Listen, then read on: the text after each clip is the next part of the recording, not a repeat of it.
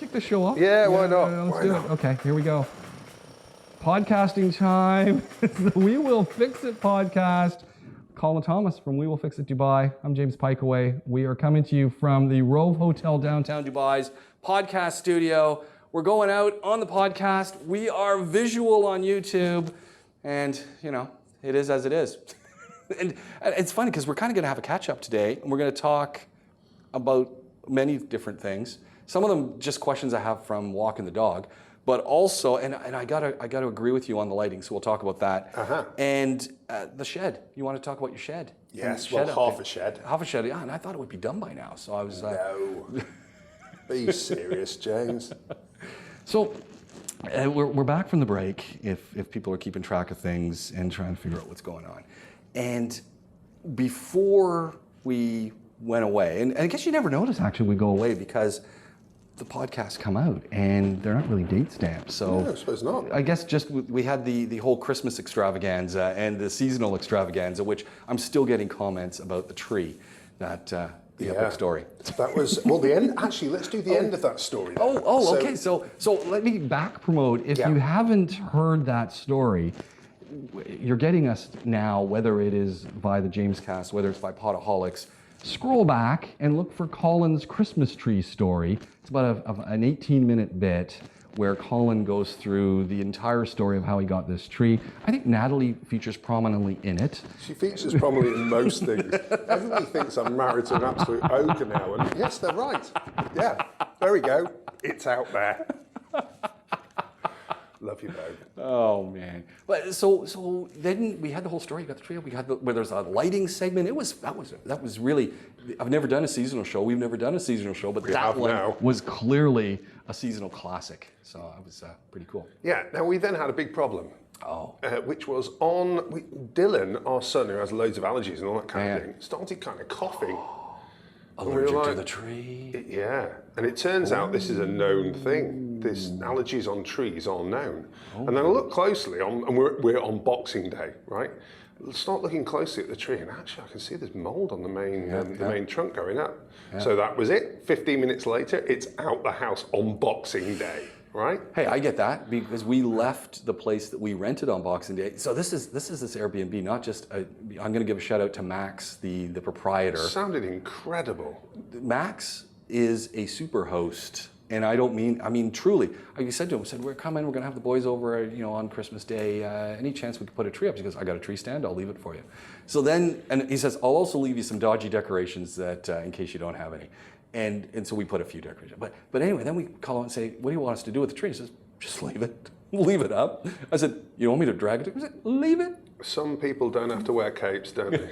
It's brilliant. Love it. But so you notice, this is a big issue. If you don't mold on trees, and like you said, allergies, your son's got allergies to everything. Yep. Starts coughing. So 15 minutes later, we've got all of the lights back off the tree. Santa is off the top, all decorations are already off. I went out for half an hour and Her Majesty had already done that bit, so it's quite clear the way this was going. Yeah.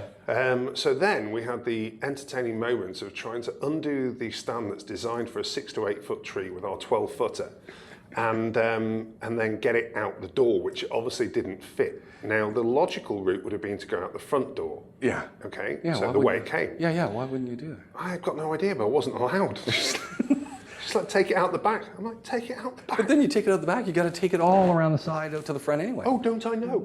That's exactly what I had to do, James. So. And there's needles everywhere. Well, that's the thing. I was totally lost by it, but it was obviously one of those things that it wasn't worth arguing about because we had plenty of other things that would be better to argue about anyway. So yes, that's exactly what I did, and then I dumped it out in the front. As you do, I really care about what the neighbours think. So I dumped it in the front garden, so that way it's fully out the house. And if our dear number one son decided to go for a play in the garden, as he often does, bless him, then he wouldn't be anywhere near said tree. So I basically put it there and trying to work out what I was going to do with it. And then I heard about the Ace Hardware, where you can go take your old tree and get it recycled. So they'll recycle it and then give you a bag of compost. Oh, they give you the mulch. Once it's ready. Do they put it through, are they putting it through a tree mulcher, or what's their deal? Not a clue. Okay. No, but I should know. Because that's a lot of fun if they've got one of those things. I mean, it's also hugely dangerous, but you know. It's even better, I'd take the kids. Yeah. The whole tree goes through the thing. Saved on school fees. But it was, so I had it out the front there, and I was thinking, well, I can't get this. Well, I know what's actually going to happen here, which is she's going to say, you can't put that back into the car because you take the kids to school in the car. Yeah. And so she was then going to say, oh, get a van, because that's the answer to everything. Oh, you've got lots of vans. Get your boys to sort it, and off it goes. Okay. So what, you're going to throw this tree in a WeWillFixIt van, which is fully kitted out with repair equipment. Oh, I've got a few empty ones because we're doing the whole upgrade. Okay. So I could have done that, but then I thought, you know what? It's a bit OTT with the amount I ask our boys to do on our behalf. And so I decided I would just procrastinate for a while. And then, amazingly, on the Arabian Ranches group that Facebook group that we run, a message went up which was, anybody got any Christmas trees to dispose of? I need them for firewood. Wow. You've never seen me type so fast in my whole life. Anyway, so I'm like, have I got a Christmas tree for you? You don't need any others. You only need mine. It'll keep you going for years. Anyway, so bless him, next morning, I said, just grab it whenever you want. It's in the front garden. He's like, perfect. 10 o'clock the next morning, it's gone. Message, thanks, it's epic. Quote. I'm like, get in. There we go. Where's he burning these? In the backyard at the ranches? Well, he's from the ranches, so I don't know. But then you think about how a Christmas tree goes up when you burn it. Oh. Seriously. His neighbors are going to hate him. I don't know. But, you know, I'm all good because it's gone. Yeah. So no WeWillFixIt teams were spiked in the process. Is it? I got two questions. First question is a random side question with the tree.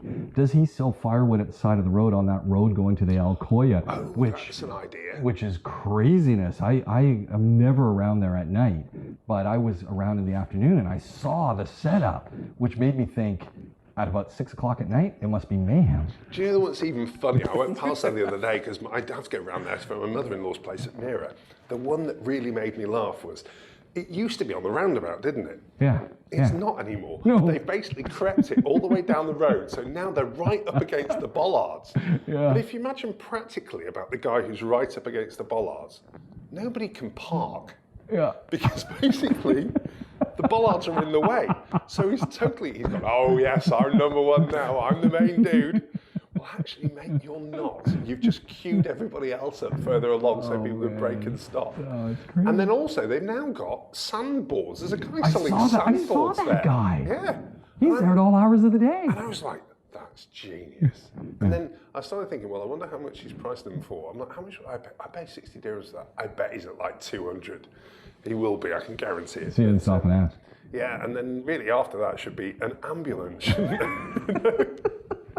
I thought, you know, as someone who's got a nice little coolers full of iced tea and that, and you just take it away. Here you go. The thing cost you, 30 dirhams for that nice cool thing. And hey, you know what's 30 dirhams? And we filled it with another 10 dirhams or 15 dirhams worth of liquid for you. That's a cunning plan. I'm not sure it's legal remotely, but no. You know, you do your. What's the one that you do? In fact, you normally have it. What's that? The oh, I've got my juice. Yeah, I didn't bring any of that today. Yeah. We'll start selling that. Yeah, start selling that. Just open up a little juice thing. There's all sorts of options there. All totally illegal, but so we won't be doing it, but there we go. So the second thing I wanted to go back to was, you got the tree out, you took it out the back door, you had all the needles. What did you, the question is mold was growing on the tree. Yes. Obviously those mold spores are in the air of your home. Yes. What did you do for that? Well, I don't know whether I told you, but I went a bit OTT about 4 months ago and bought a bunch of Blue Air extractor units, all second-hand, and I completely rebuilt them with new filters and all the rest of it. So they are really effective, but I obviously got the commercial units because the domestic units, which are for a house about the size of ours, just don't look the part, if you don't mind me saying. I just don't think they are enough. So when I bought these, they are designed for commercial premises, And I got, actually, there's another thing. The Blue Air filters that are available here are like 600 dirhams for a set of the 3 filters that you need on these commercial ones. It's like, that's ridiculous. That's a lot of money. Yeah. But, I mean, It's valuable. Well, there's the thing. So what actually happened was I could have waited, but you want to get it going, don't you? So I paid the 600 dirhams. And then at the same time, I thought, right, these only last 6 months. So I'll do the Amazon US deal with the import. Yeah. Anyway, they came 3 days later. Gutted I was. I was sure I was on for at least a month. And they were 200 dirhams. Okay. Yeah. So a third of the cost, and those are ready for 6 months' time. And now I know that in 6 months I'll order them again, because it's bound to be a month, isn't it? Not 3 days. Yeah. And then, hopefully, I've got that queued up for the next time. Nothing at Dragon Mart? Oh, no, I wouldn't. No? You wouldn't chance it? No, you want solid filters in this situation. I need to be pretty legit. So we had those, and actually it was. I put the Blue Air onto a full cycle, so it was like a whirlwind in our house for 24 hours, and he's much better. It was done. So good news. It's interesting though with the Blue Airs because it isn't a. Describe these things for someone who has no idea what we're talking about. Okay. So what they are, they're one of the brands. There's Dyson as well, and Panasonic, Hitachi all do them. And what they are is basically just an air filter. So, but quite an in-depth. So normally they'll have at least one HEPA filter, which is the full ultra filters. Sometimes they'll have carbon, so it can take out chemicals. When I say carbon, they're normally crushed coconut or something like that in them. And If it says carbon, It's a carbon filter. Come on, Colin. yeah, no. But what they do is they crush burn. coconut, The coconut gets coconut husks actually that they then burn and to produce the charcoal which is in the filter. So basically, they are like an almighty motor with a fan inside them, and they just cycle air through. But then some of them have some spangly controls, so you can do test to see what the quality is from where the James you are. Dyson ones are all like that. The thing is, when you read up on the Dyson ones, the feedback is, they look great, but actually they don't do the volume of air that you'd ideally want. Okay. So you need to be roughly work out the cubic meter space that you're trying to work with, and then I strongly recommend that you over egg it by quite some margin, because that's obviously what I would do. Yeah, and so but they're fiendishly expensive. Yeah. So these ones are over 5,000 each new. Obviously, I bought them for 750. For various people in Dubai, and then took the whole things apart, and then basically worked my way through with cleaner and Dettol to make sure that they were absolutely spick and span. Oh, and a Dyson Hoover to get them absolutely minters. Oh, and also my Karcher steamer as well. So they really got the works. I like that one that you put two names together, the Hoover and the Dyson. Hoover being a brand name. Isn't that ridiculous? The Dyson Hoover. It's like James Dyson and the whole group are just rolling over, and the Hoover guys are going, yes! That's so wretched. I'm showing my age there because when get out the Hoover. Yeah, it was a Hoover. It was always a Everyone Hoover. owned a Hoover. Yeah. Everyone owned a Hoover. And then there was that brilliant moment in the 80s. Did you have this in the US as well, where they did the promotion where when you bought a Hoover, you got a free holiday in the US? So it would have been in the US, but we had this. So I'm in Canada, but I never remember getting a vacation. It's known as a Hoover promotion, where somebody somewhere missed the fact that actually the promotion was worth more than the Hoover, and it went nuts. Sure. It almost bankrupted Hoover at the time. Imagine. In fact, I think it did. They got sold after that. Wow. And so it's known in the industry as a Hoover promotion. A Hoover promotion when you. So they kind of lost that position. So that's how I do it. At the end of the day, I'm not prepared to compromise in terms of the gear that I have, but I'll take second hand every day of the week.